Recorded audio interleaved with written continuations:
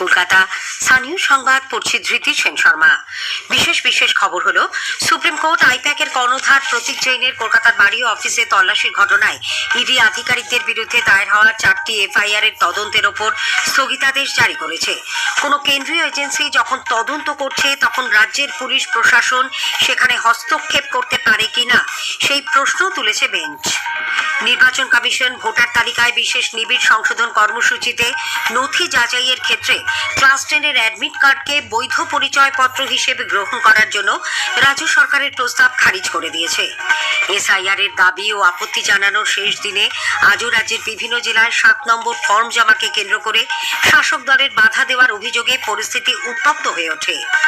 কেন্দ্রীয় সংস্কৃতি মন্ত্রী গজেন্দ্র সিং শেখাওয়াত বলেছেন, এশিয়াটিক সোসাইটি ভারত ও দেশের সঙ্গে সম্পর্কিত সব বিষয় এবং ভারতীয় দর্শনকে সমগ্র বিশ্বের সামনে তুলে ধরেছে।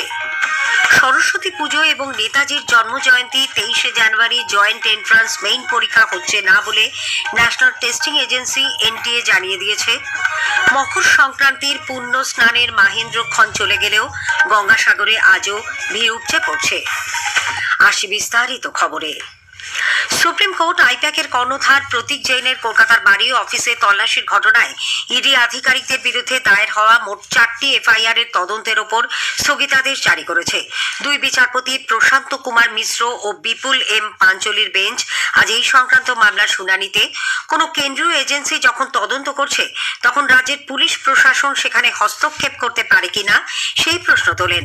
তবে কোনো কেন্দ্রীয় এজেন্সির রাজনৈতিক দলের নির্বাচনী নথি যাচাই করার ক্ষমতা নেই বলেও তাদের অভিমত। কোনো গুরুত্বপূর্ণ বিষয় যদি যুক্ত থাকে, তাহলে তারা তা খতিয়ে দেখতে পারে কিনা সেই মর্মে সব পক্ষকে নোটিশ দেওয়া হচ্ছে। 3রা ফেব্রুয়ারি মামলার পরবর্তী শুনানি। ওই দিনই সব পক্ষ তাদের বক্তব্য জানাবে। একই সঙ্গে বেঞ্চ ইডির তল্লাশিতে বাধা দেওয়ার অভিযোগ সম্পর্কে মুখ্যমন্ত্রী মমতা ব্যানার্জি, রাজ্য পুলিশের মহানির্দেশক রাজীব কুমার এবং কলকাতার নগরপাল মনোজ ভার্মাকে নোটিশ জারি করেছে। জবাব দাখিলের জন্য তাদের 2 সপ্তাহ সময় দেওয়া হয়েছে। পাশাপাশি 8ই জানুয়ারির ওই ঘটনায় সমস্ত সিসিটিভি ফুটেজ, স্টোরেজ ডিভাইসের রেকর্ডিং পরবর্তী শুনানির পর্যন্ত সংরক্ষণেরও নির্দেশ দিয়েছে বেঞ্চ। আইনের অনুশাসন মেনে চলার প্রয়োজনীয়তার উপর গুরুত্ব আরোপ করে শীর্ষ আদালত বলেছে, এই ধরনের বিষয় অমীমাংসিত রাখা হলে তা আইন শৃঙ্খলা পরিস্থিতিতে ব্যাঘাত ঘটাতে পারে। সুপ্রিম কোর্ট ইডি আধিকারিকদের বিরুদ্ধে দায়ের হওয়া এফআইআর এর তদন্তের ওপর স্থগিতাদেশ জারি করায় বিজেপি পশ্চিমবঙ্গের মুখ্যমন্ত্রী মমতা ব্যানার্জির পক্ষে এক বড় রকমের ধাক্কা বলে অভিহিত করেছে। দলের জাতীয় মুখপাত্র গৌরব ভাটিয়া আজ নতুন দিল্লিতে এক সাংবাদিক সম্মেলনে অভিযোগ করেন, মমতা ব্যানার্জি আইন ও শৃঙ্খলার পথে চলেন না। ইডির ওপর হামলার ঘটনাতেও রাজ্যের তৃণমূল কংগ্রেস সরকারের কড়া সমালোচনা করে শ্রী ভাটিয়া বলেন, কেন্দ্রীয় তদন্তকারী সংস্থাগুলিকে পদে পদে বাধা দেওয়া হচ্ছে।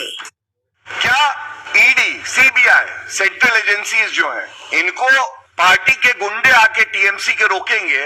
इनको स्टेट की पुलिस, जो कि ममता बनर्जी के आदेश का पालन कर रही है, क्या वो रोक सकते हैं? ये सवाल उठाया सर्वोच्च न्यायालय ने अपनी टिप्पणी में। पुलिस, जिसको ईडी के हाथ मजबूत करने थे, क्योंकि ये 2742 करोड़ रुपए का जो घोटाला हुआ है उसकी प्रोब चल रही है, तो वही दखल कर रहे हैं, वही डरा रहे हैं, वही विवेचना को रोक रहे हैं। ये कैसा जंगल राज है पश्चिम बंगाल में? সুপ্রিম কোর্টের আজকের নির্দেশের পরিপ্রেক্ষিতে বর্ষিয়ান কংগ্রেস নেতা অধীর রঞ্জন চৌধুরী বলেছেন, রাজ্যের পুলিশ ও কেন্দ্রের তদন্তকারী সংস্থা উভয়েরই নিজস্ব কিছু আচরণবিধি রয়েছে এবং তা মেনে চলা উচিত। রাজ্যের পুলিশকে বর্তমান সরকার যেভাবে ব্যবহার করছে তারও তিনি কঠোর সমালোচনা করে বলেন, সবকিছুর মধ্যে ভারসাম্য থাকা দরকার। যে ফেডারেল স্ট্রাকচার আমাদের যুক্তরাষ্ট্রীয় পরিকাঠামো, সেখানে একটা রাজ্যের পুলিশকে আমি কখনো আমার মতন করে ব্যবহার করব, এটা কিন্তু বেআইনি কর। ইডি, সিবিআই যে রাজ্যে তারা গেল বা যাবে, সেখানকার মুখ্যমন্ত্রীর সঙ্গে পুলিশ বাহিনী নিয়ে গিয়ে তাদেরকে বাধা দেবে, তাদেরকে মিথ্যা কেসে অভিযুক্ত করবে, তাদেরকে ধরবে। মানে যা চলছে তাতে আগামী দিনে পশ্চিমবঙ্গের পুলিশ ভার্সেস কেন্দ্রীয় বাহিনীর সংঘর্ষের পরিস্থিতি তৈরি হচ্ছে। আইপ্যাকের তল্লাশির সময় ইডি আধিকারিকদের বাধা দেওয়ার প্রতিবাদে কলকাতা হাইকোর্ট বিজেপিকে ধর্ণা কর্মসূচি তাদের চাহিদা মতো নবান্নের সামনে করতে না দিয়ে মন্দিরতলা বাসস্ট্যান্ডে করার অনুমতি দেওয়ায় বিজেপি ডিভিশন বেঞ্চে যাওয়ার সিদ্ধান্ত নিয়েছে।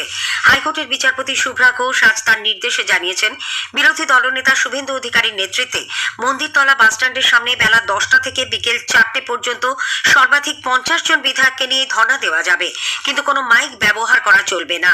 12x15 মাপের স্টেজ করা যাবে এবং ধর্ণা শেষ হওয়ার 24 ঘন্টার মধ্যেই সেই জায়গা পরিষ্কার করে দিতে হবে বলেও শর্ত দিয়েছেন বিচারপতি। মালদায় রাজনৈতিক সভার পরিপ্রেক্ষিতে বিরোধী দলনেতা শুভেন্দু অধিকারীর বিরুদ্ধে দায়ের হওয়া এফআইআর এর পরিপ্রেক্ষিতে তার বিরুদ্ধে কোনো কড়া পদক্ষেপ নিতে পারবে না পুলিশ। কলকাতা হাইকোর্ট এই মর্মে নির্দেশ দিয়েছে। তদন্তের স্বার্থে একান্ত প্রয়োজন হলে শুভেন্দু অধিকারীকে ভার্চুয়ালি হাজিরার জন্য ডাকা যাবে। 6ই ফেব্রুয়ারি ফের শুনানি বলে বিচারপতি শুভ্রা ঘোষ জানিয়েছেন। নির্বাচন কমিশন ভোটার তালিকায় বিশেষ নিবিড় সংশোধন কর্মসূচির নথি যাচাইয়ের ক্ষেত্রে ক্লাস 10-এর অ্যাডমিট কার্ডকে বৈধ পরিচয়পত্র হিসেবে গ্রহণ করার রাজ্য সরকারের প্রস্তাব খারিজ করে দিয়েছে। কমিশনের তরফে রাজ্যের মুখ্য নির্বাচনী আধিকারিকের কাছে পাঠানো নির্বাচন কমিশনের আন্ডার সেক্রেটারি শক্তি শর্মার সই করা এক চিঠিতে জানানো হয়েছে, এসআইআর যাচাইয়ের জন্য নির্ধারিত বৈধ নথির তালিকায় মাধ্যমিকের অ্যাডমিট কার্ড নেই, ফলে এই নথিকে গ্রহণ করার প্রস্তাব অনুমোদন করা যাচ্ছে না। এদিকে ভোটার তালিকায় এসআইআর প্রক্রিয়ায় বাড়তি দায়িত্ব হিসেবে সাম্প্রতিক মাসগুলিতে বহু শিক্ষক নিয়মিত ক্লাস নিতে না পারায় রাজ্য শিক্ষা দপ্তর পড়ুয়াদের স্বশিক্ষায় উৎসাহ দিতে উদ্যোগী হয়েছে। পশ্চিমবঙ্গ সমগ্র শিক্ষা মিশনের মাধ্যমে প্রাথমিক স্তর থেকে উচ্চ মাধ্যমিক পর্যন্ত ছাত্রছাত্রীদের জন্য অডিও ভিজুয়াল নানান মডিউল তৈরি করে বাংলা শিক্ষার পোর্টালে তুলে দেওয়া হয়েছে। ভোটার তালিকায় বিশেষ নিবিড় সংশোধনী সংক্রান্ত এই দাবি ও আপত্তি জানানোর আজই ছিল শেষ দিন। আজ শেষ দিনেও এসআইআর এর 7 নম্বর ফর্ম জমাকে কেন্দ্র করে রাজ্যের বিভিন্ন জেলায় শাসক দলের বাধা দেওয়ার অভিযোগ ওঠে। বাঁকুড়ার ছাতনায় সকালে 7 নম্বর ফর্ম জমা দেওয়ার শেষ দিনে বিজেপি কর্মীদের ব্যাপক মারধরের অভিযোগ উঠেছে তৃণমূল কংগ্রেস কর্মী সমর্থকদের বিরুদ্ধে। ছাতনার বিজেপি বিধায়ক সত্যরঞ্জন মুখোপাধ্যায়ের নেতৃত্বে বিজেপি কর্মীরা ফর্ম নিয়ে হাজির হন বিডিও অফিসে। জয়েন্ট বিডিওর সঙ্গে আলোচনা চলাকালীন সেখানে হাজির হন তৃণমূল কংগ্রেস পরিচালিত ছাতনা পঞ্চায়েত সমিতির সভাপতি। বিজেপির দাবি তাদের মহিলা কর্মী সহ উপস্থিতদের চড়াও হয়ে তৃণমূল কংগ্রেস মারধর করে জয়েন্ট বিডিওর কক্ষ থেকে বের করে দেয়। পশ্চিম বর্ধমানের আসানসোলে জেলা শাসকের দপ্তরের সামনেও বিজেপি বিক্ষোভ দেখায়। জেলা নির্বাচনী আধিকারিকরা তৃণমূল কংগ্রেসের চাপে ফর্ম জমা নিতে অস্বীকার করছেন। এই অভিযোগে জেলার দুর্গাপুরের মহকুমা শাসকের দপ্তরের সামনেও বিক্ষোভ দেখানো হয়। উত্তর দিনাজপুরের চাকুলিয়াতে বিডিও অফিসে ভাঙচুরের অভিযোগ উঠেছে, সেখানে আগুন ধরিয়ে দেওয়া হয় বলে অভিযোগ। বিক্ষোভকারীদের সঙ্গে পুলিশের দফায় দফায় সংঘর্ষে পরিস্থিতি রণক্ষেত্র হয়ে ওঠে। গুরুতর আহত হন থানার আইসি সহ কয়েকজন। পরিস্থিতি নিয়ন্ত্রণে আনতে পুলিশ কাঁদানে গ্যাসের শেল ছড়েও লাঠিচার্জ করতে বাধ্য হয়। 10 জনকে জিজ্ঞাসাবাদের জন্য আটক করা হয়েছে। এই ঘটনায় উত্তর দিনাজপুরের জেলা শাসক জেলা নির্বাচনী আধিকারিকও এফআইআর করার নির্দেশ দিয়েছেন। কোচবিহারেও কোথাও 7 নম্বর ফর্ম জমা নেওয়া হয়নি বলে বিজেপি অভিযোগ করেছে। পূর্ব বর্ধমানের মঙ্গলকোটের পিন্ডিরা গ্রামে নিজেদের বুথে শুনানির দাবিতে 3 বিএলও এবং পঞ্চায়েত কর্মীদের আজ অফিসে তালাবন্ধ করে রাখেন গ্রামবাসীরা। আজকের প্রসঙ্গ অনুষ্ঠানে শুনবেন বিশেষ আলোচনা আন্তর্জাতিক প্রেক্ষাপটে ভারতের প্রধানমন্ত্রী। বিশিষ্ট আইনজীবী দেবজিৎ সরকারের সঙ্গে কথা বলেছেন দিব্য দে। আকাশবাণী সংবাদ বিভাগ প্রযোজিত অনুষ্ঠানটি শুনবেন রাত 8টায় গীতাঞ্জলি ডিটিএইচ বাংলা এবং আকাশবাণী সংবাদের সোশ্যাল মিডিয়া প্ল্যাটফর্মে। স্থানীয় সংবাদ শুনছেন আকাশবাণী কলকাতা কেন্দ্র থেকে। কেন্দ্রীয় সংস্কৃতি মন্ত্রী গজেন্দ্র সিং শেখাওয়াত আজ কলকাতায় একাধিক অনুষ্ঠানে যোগ দেন। এশিয়াটিক সোসাইটির 243তম প্রতিষ্ঠা দিবসের অনুষ্ঠানে তিনি বলেন, এই সোসাইটি দীর্ঘ এত বছর ধরে বিশেষ বিচারধারা নিয়ে কাজ করছে। ভারত ও দেশের সম্পর্কিত সব বিষয় ভারতীয় দর্শনকে সমগ্র বিশ্বের কাছে তারা তুলে ধরেছে। एशियाटिक सोसाइटी एक विचार को पुष्ट करने के लिए पिछले 243 साल तक काम किया। भारत से जुड़े हुए विषय, भारत का दर्शन, उसे विश्व भर में प्रस्फुटित करने में योगदान किया। जो पुस्तकें छापी गई, जो जर्नल्स लिखे गए, जो संकलित किए गए, जो मैन्युस्क्रिप्ट एकत्रित की गई, वो सब एक ऐसी धरोहर के रूप में कि जब भारत सांस्कृतिक पुनर्जागरण के दौर से गुजर रहा। পশ্চিমবঙ্গে অগ্রগতির এক নতুন যুগের সূচনা করতে চলেছে ভারতীয় রেল। এর অঙ্গ হিসেবে আগামী 17 জানুয়ারি হাওড়া গুয়াহাটি হাওড়া বন্দে ভারত কামাক স্লিপার সহ একগুচ্ছ নতুন ট্রেনের যাত্রা সূচনা করবেন প্রধানমন্ত্রী নরেন্দ্র মোদী। এর মধ্যে রয়েছে new Jalpaiguri Nagercoil, new Jalpaiguri Tiruchirappalli, Alipurduar SMVT Bengaluru, Alipurduar Mumbai Panvel Amrit Bharat express. Saraswati Pujo এবং নেতাজির জন্মজয়ন্তী 23শে জানুয়ারি জয়েন্ট এন্ট্রান্স মেইন পরীক্ষা হচ্ছে না বলে ন্যাশনাল টেস্টিং এজেন্সি এনটিএ জানিয়ে দিয়েছে। এই পরীক্ষা কবে হবে তা পরে জানানো হবে বলেও এনটিএর পক্ষ থেকে এক্স হ্যান্ডেলে উল্লেখ করা হয়েছে। মকর সংক্রান্তির পুণ্য স্নানের মাহেন্দ্রক্ষণ আজ বেলা 1:19 অতিবাহিত হলে দক্ষিণ 24 পরগনার গঙ্গাসাগরে আজও ভিড় উপচে পড়ে। মন্ত্রী অরূপ বিশ্বাস সাগরে এক সাংবাদিক সম্মেলনে জানান, মেলায় বিভিন্ন অপরাধের ঘটনায় গ্রেপ্তার করা হয়েছে 895 জনকে। এই নিয়ে মেলায় এবার 2 তীর্থযাত্রীর মৃত্যু হয়েছে। শেষ করার আগে স্থানীয় সংবাদের বিশেষ কিছু অংশ আরও একবার।